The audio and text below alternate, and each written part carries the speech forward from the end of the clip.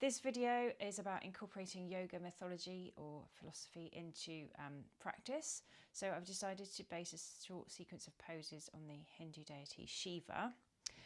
Shiva is the third of the Hindu triumvirate, and his role is to destroy the universe in order to create it. And many Hindus believe sort of this power of destruction and recreation is used even now to destroy illusions and perfections of the world, paving the way for constructive change. So Shiva has this he's kind of both negative and positive, maybe a little bit evil and also good, and combines many contradictory elements. And I think, I was drawn to that as that's what life is like often, this contradiction and this balance between good and less good sides. So a picture of Shiva should be just appearing in the video now. The poses that I'm doing are based on him, and we're starting in Sukhasana because that is often how Shiva is depicted. He is some of the symbols around him. He's often sort of shown to be sat in quite a simple setting, in a simple cross-legged pose. It could be Sukhasana or just, Padmasana, lotus, if you have that in your practice. So sitting up nice and tall on a block if you'd like, relaxing the shoulders, the jaw, and then maybe closing the eyes. The palms resting the back of the palm on the hand, on the knees or thighs. I'm thinking on Shiva, so he has an inner wisdom, and he's often depicted with a third eye. So I want you to think about this area in the centre of your forehead. Keep the face soft. And use the breath to relax. Exhaling any tension away. Inhaling softly. Feel the ribs expanding out to the sides and the back. And exhaling again to let go of any tension. So whilst you're breathing in this pose, Shiva, the story goes that he was meditating in the woods, and he gained his third eye to watch over the universe. So this kind of knowledge, thinking very carefully about how you feel, this inner wisdom of what your body is doing, using your mind to really kind of get into the feeling of how it feels to be you today. I think Shiva can tell us how to allow us to focus on the pose and how that it feels for us. So this combination of perhaps challenge and then steadiness and ease in any of the poses, trying to find this inner wisdom and this inner balance.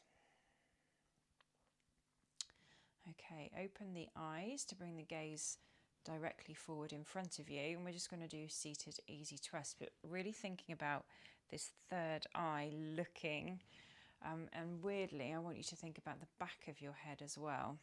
So shoulders relaxed, whole of the body relaxed. We're just going to be moving the neck.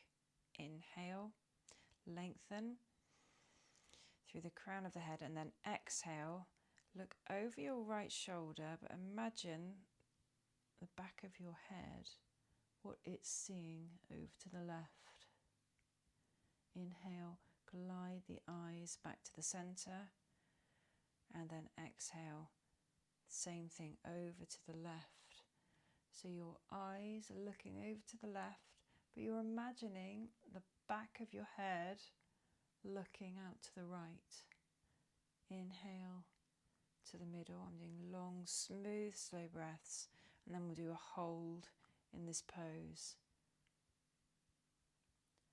So stretching the spine, and if you have this imagery of the third eye, this awareness, gaze in kind of 180 degrees.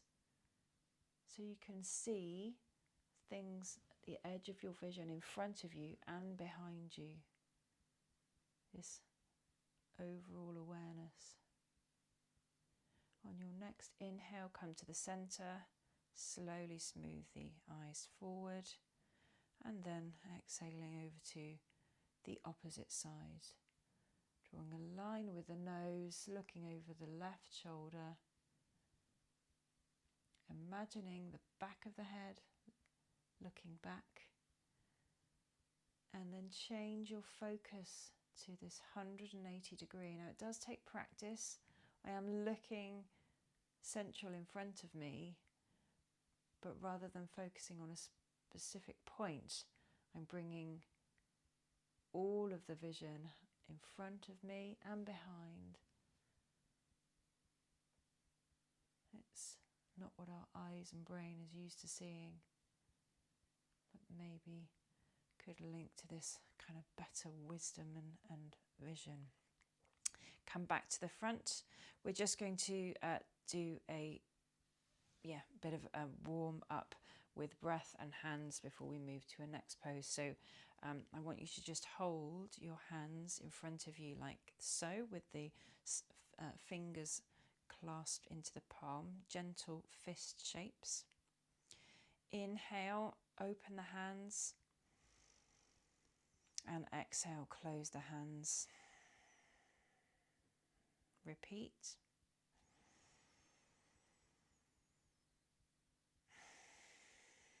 And we'll next bring in the eyes. So as you inhale, open the fingers wide, stretching through the fingertips. Open the eyes wide, and then exhale, close the eyes, clench the fists, the fingers into the palm. Inhaling, open the eyes and maybe the mouth, and then exhale, close the eyes, close the mouth, close the palm.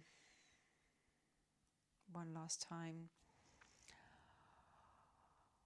Inhale through the mouth, exhale through the nose.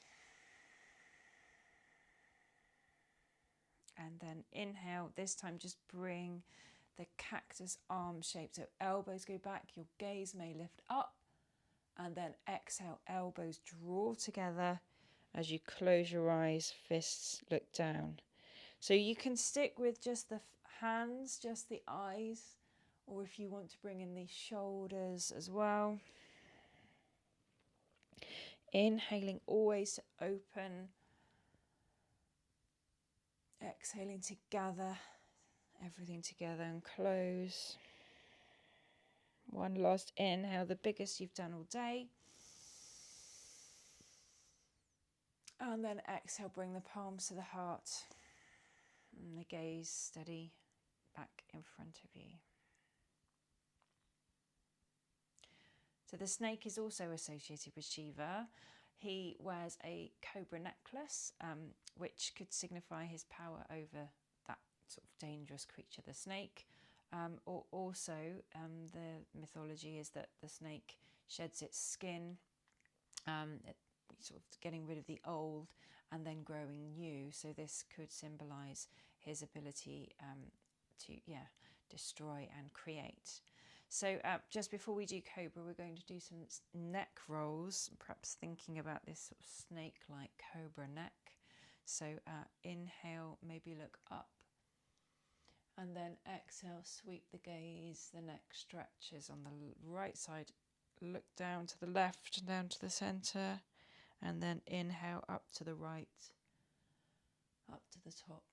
So just really feel into your neck, as long as you're exhaling as the head kind of rocks forward and down, inhaling as it comes up. These are kind of U shapes, and you might just want to linger or on any points of tension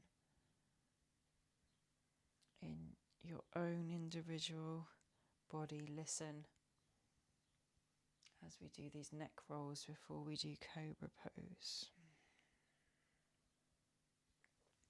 So I'm tucking the block from under me and sitting down, lying on your front pronate. So just check the palms with fingers spread wide just under your shoulders. The legs making good contact with the mat or floor beneath you. The toes tracking directly back, thinking long through the lower spine into the hips, legs, all the way down to the toes. Gentle cobra pose. Draw a line with the nose forward and up as you inhale.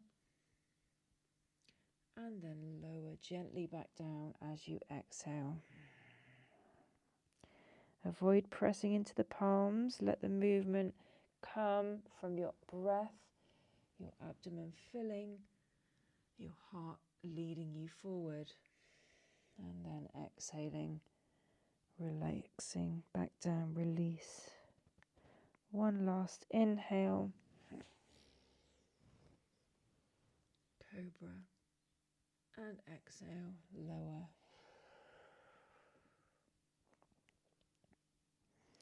We're next going to tuck the toes and press our way back onto our heels. So just a short gap here, sitting on the heels, lengthening through the spine. And then we're going to come up to forward fold. So placing the feet shoulder width apart, relaxing the head down towards the mat. We're just going to warm up our legs a little. So just gently pressing one leg straight as you bend the opposite knee, stretching into the backs of the legs, relaxing the torso in any way that feels good. So listen, use that inner wisdom.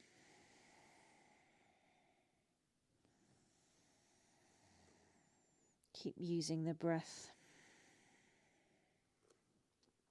On your next inhale, I'm going to think like this snake move, slowly bending the knees and rolling up to stand. So lower back, middle back, shoulders, neck. The head comes up last.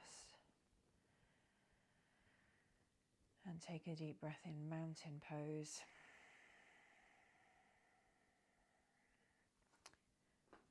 And come to stand. Our next pose is King Dancer. So Shiva is sometimes known as Lord of the Dance. This is because, well, dance itself is a very important art form in India. And he's believed to be the master of it because it was sort of the rhythm of dance is a metaphor for this balance in the universe, and is believed sort of that he held this balance so masterfully. So one of the very beautiful images of Shiva is in this circle in King Dancer pose. So come to stand with good central alignment, hips under your knees, So come to stand with good alignment, your heels under your knees, under your hips, shoulders stacked, and then bring the weight over to the left leg. Really press down evenly through the toes, and then we're going to bend the right knee and grab behind the right foot. So the inside of the right foot or ankle. If you haven't got the mobility, you can use a strap around that back foot. Quite carefully placed as you put that foot back. So find a comfortable foot position for you. Think about that steady gaze forwards. Inhale, lift through the spine. Exhale, tilt from the hips, so keep the hips stacked squarely as you kick into the back foot. And then if you're feeling steady, bring the left arm up So many people come into perhaps a slightly too far forward expression of this pose. The aim is to keep a lift through the spine, a lift through the toes, the fingertips, as you breathe and dance with the breath. Exhale to release slowly, gently out of the pose. Come back to mountain and notice the difference. Use that inner wisdom to feel how the left side compares with the right, especially the leg. And then we'll repeat on the other side, so all of the weight comes to the right foot. Think long, up, tall through the spine, tall through that standing leg, bending the left leg and grabbing the inside of the left foot with the left hand. It could be the ankle or it could be the outside with a strap. Bring the hips back square, and as you inhale, tilt forward slightly and kick into the back foot. Keep your gaze soft, square, and lengthen. Inhaling, bringing the right arm up this time. Breathe. Feel steady in the dance of your breath, your body and your mind.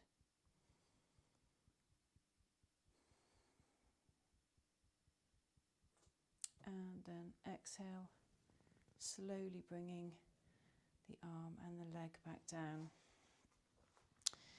And we'll finish in mountain pose. Take a deep breath in, take a deep breath out. Press into the heels, lifting up through the arches, using the band of the feet to bring energy up through the central core of your body, all the way up to the crown of your head. Palms facing out and the arms becoming in mountain pose, like the slopes. The crown of your head being the mountain top, reaching up to the sky. So in this pose we think of the Himalayas, where Shiva lived with Parvati in eternal happiness. So they are viewed in Hindu mythology as being kind of perfect couple, the perfect example of marital bliss. So take the edges of your mouth up slightly. Think of your third eye. Think of that inner wisdom, that ability to go inside, notice what's happening, notice any negative and come through it using wisdom into more positive future. Thank you for practicing with me today.